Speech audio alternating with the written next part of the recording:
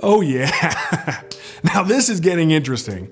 Okay, so inflation is still out of control.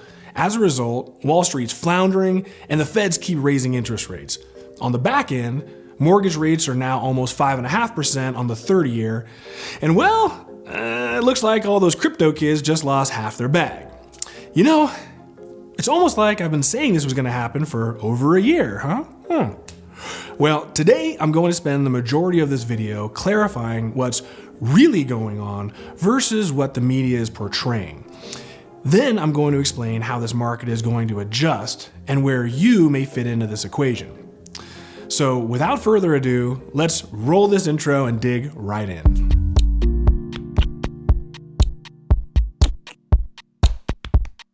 Okay, now before we get into where this market is going, we first have to look back and digest what's really happening versus what's being carelessly thrown around in the media.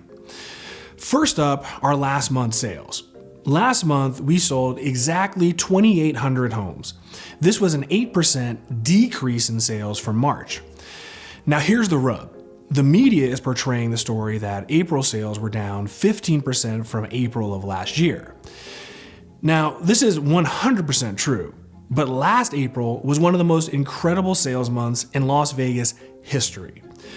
So just like we can't compare sales to months during the COVID quarantine, it's also not a fair representation to compare last year's April sales either. Now, one viewer had a great idea to compare sales to 2019 as a baseline instead of post-pandemic pricing. So thanks, Bryan, for the great idea. Love the name too. So while last year was absurdly high, and in 2020, we were all drinking White Claws on the sofa and enjoying quarantine, if we look back to 2019, you can see that we sold 143 less homes than we did just last month. So the truth here isn't necessarily that sales are crashing per se, but rather sales have simply started to normalize. This also continues the streak of every single month this year that sales have been below last year's sales. Okay, now that we've established that sales are down, what effect did this have on pricing? Well, true to the world of absurdity that we've been living in for the past 2 years, prices managed to increase yet again to a new record of $480,000. I know. So how do sales normalize while prices increase? Well, that's what I'm going to explain later in the show. Next, let's find out how inventory levels are going, since this is the largest indicator of market direction. Well, as you can see now, inventory rose 25% last month to just under 2,400 homes.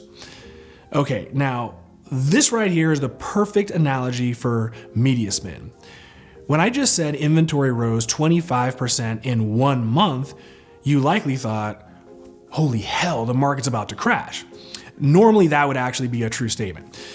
Now, if I tell you that we sold 3,000 homes last month and inventory rose by 485 homes, does that sound like anything? If I told you we ended the month with a 3-week supply of inventory, does that sound like the market is crashing? Exactly. My point here is that the devil's in the details. Yes, our inventory is increasing. Guess what? This time last year, our inventory went up about 80 homes in April.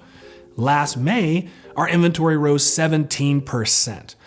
So again, just because a statistic sounds good doesn't necessarily mean it's relevant at all, nor does it mean that it's abnormal for this time of the year. Conversely, let me add this though. In the first 2 weeks of May, we're already adding another 340 homes to our inventory. I've been saying for a year now that inventory levels are our main metric to watch. 4 weeks in a row, we've added triple-digit inventory levels. Now, if this does continue, we're certainly going to see a very different market in a few months.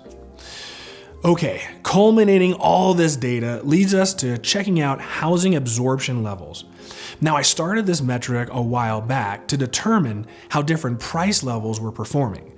Now, the buyer looking for a $300,000 home is likely to have a very different experience than, say, a $1 million home buyer. Well, this month, what I felt and saw was actually backed up by the data. First up is the bulk of our entire market, homes priced between $250,000 to $500,000. We went from 72% absorption down to 66%, meaning 2/3 of the homes on the market are already under contract. That's a very tight market segment still. Now, when we jump to 500 to 750, that number drops to 54% from the previous month's total of 56. So again, this price segment is still performing quite solid. Now we get into some resistance. Check out 750 to 1 million. We saw an 8% dip in market saturation just last month. We went from 50% down to 42%. More drastic was the luxury market of 1 to 1.5 million. This dropped 9% from 48 down to 39. Even the ultra luxury market took a hit in the over $1.5 million segment. That dropped from 34% to 30%. Overall, only 60% of homes on the market are now under contract. That's still massively competitive, but compared to 71% we had last April, you can clearly see that there's a very big difference. Okay, all this boring data now aside, let's try and figure this market out and try to see where this is all heading. Now, I've been through this cycle now for the third time. While it's impossible to predict the final outcome, you can certainly read the tea leaves and predict next steps before they occur. Right now, I think it's fair to say that the market is finally starting to officially cool off and start to normalize. The current issue is the delay between perception and reality. What I mean by that is this. Buyers coming into this market have been conditioned and groomed to believe that the market is hot and you have to jump on everything. Sellers have been groomed to believe that they can overprice their home and then a rich California buyer will swoop in and pay cash above their overpriced asking price. In the past couple of weeks, I've seen a plethora of price reductions and nice homes with no offers on them. Now, if a home is in, say, the top 5% of listings, it's still going to sell and is likely to have multiple offers. If a home is priced on the low end of the market, it's likely to have a ton of offers. I just listed a small home with a pool just this past week and wound up with 21 offers on it. We opened escrow yesterday, 10% above the asking price.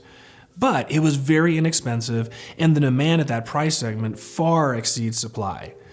But what you're going to see now is that the majority of regular homes are going to have to start getting realistic. Sellers are still overpricing their listings and arrogantly offering lower commissions to realtors since they think their house is simply going to sell itself. Most sellers don't even know that their agents are offering lower commissions because these agents are hoping that the house is just basically going to sell itself. And for some reason, the revised contracts that we use as realtors no longer disclose the amount that an agent is offering the other agent. So many sellers aren't competitive and don't even know why their home isn't selling right now. Over the span of the next month or so, these sellers are going to have a come to Jesus moment where they finally realize the market has passed them by and now it's time to get very realistic about their pricing strategy. The longer a home sits, the more patient buyers will be, and the less motivated those buyers are going to be to pay top dollar for that home. But reality takes a while to sink in. Meanwhile, buyers out there, especially in the mid-price ranges, are starting to notice that decent homes are sitting around. As the market cools, so will buyers' emotions. Over the next few months, buyers are going to start paying more attention to the inherent value of properties and neighborhoods. Some neighborhoods are just absurdly overpriced compared to their counterparts. Over this next year, those neighborhoods are likely to see some price adjustments to their comparables just as a flattening out of the market. Okay, so if I'm a buyer or seller, what the hell do I do now? I get asked this question almost daily. The truth right now is that there really is no one perfect answer. If you are planning on selling soon anyhow, I would 100% encourage you to sell immediately. The market is still hot and the summer moving season is now upon us. I don't see the market getting hotter and I don't see prices increasing very much going forward in all reality.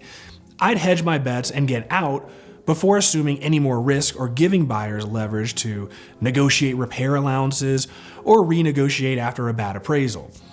You can still get away with a ton right now if you're a seller. Now, as a buyer, you have more factors to contend with. Interest rates are likely to continue to head towards that 6% mark, as the feds keep trying to attempt to slow down inflation. So on one hand, it's cheaper to buy today versus in a few months. There's no way around that one. On the other hand, rates are very likely to come back down into the 3s by the same time next year.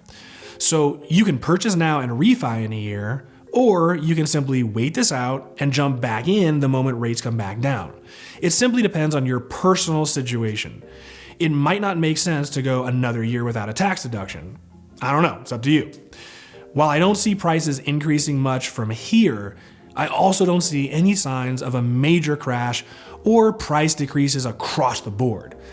Despite inventory rising, we still have no damn inventory. Instead of 3-week supply, we need closer to a 4-month supply in order to have a so-called balanced market. It's going to take some time to get close to that mark. With positive migration patterns and higher net worth individuals coming to the state, it's really hard to envision a crash when we don't have the supply available to meet the demand. Now, as long as we're cheaper than, say, California, there's likely no end to this migration pattern. So while it's sexy to talk about a housing crash and get people all riled up, I really wouldn't bet on that just yet. All we're experiencing right now is a slow return to normalcy. It's no different than the car market. The Fed's trying to slow the economy down, and it's starting to finally work. We need to get back to normal. Once we can get back to a normal pace, the Fed's likely to bring rates back down to avoid a recession and try to maintain a balanced economy.